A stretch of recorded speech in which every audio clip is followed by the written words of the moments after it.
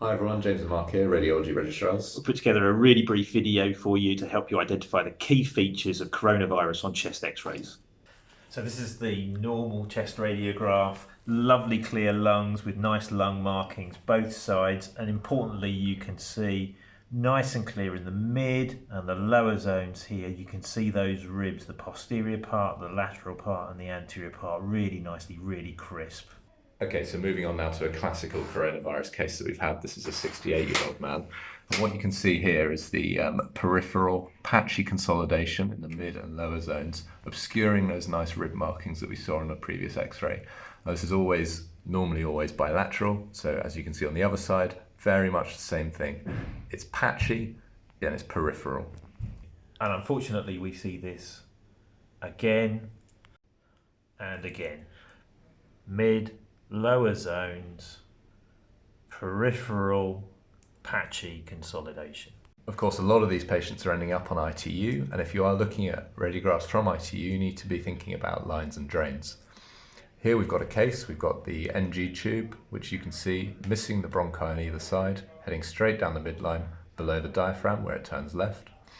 A lot of these patients have central lines may be in the right or left jugular. Here we've got a left jugular CVC line, just heading into the SVC there. And a lot of the x-rays will be to check ET tube positions. ET tubes can be difficult to find, but we've got an ET tube here, just projecting below the clavicles. Sometimes we're putting subclavian lines in, and these are more visible under the clavicles. Another case from ITU. So again, the lines are in place, ET tube in situ above the carina. You've got the NG tube in situ going down midline, down below the left side of the diaphragm.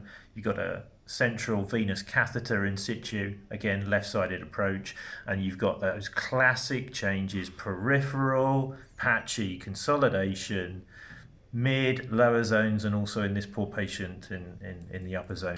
But this is a few days later, and thankfully this is a good story. The patient is now much better. You can see that peripheral patchy consolidation is much improved from before. This patient's now off HDU, made a full recovery, and we're going to hopefully see this time and time again now. Occasionally it's more subtle. Here there's a bit of sparing of the lower zones, and it's more in the mid zones here, and a bit less confident. So a few cases for you there. Hope it was useful in picking up some of the key features of coronavirus on chest x-rays. Good luck and stay safe.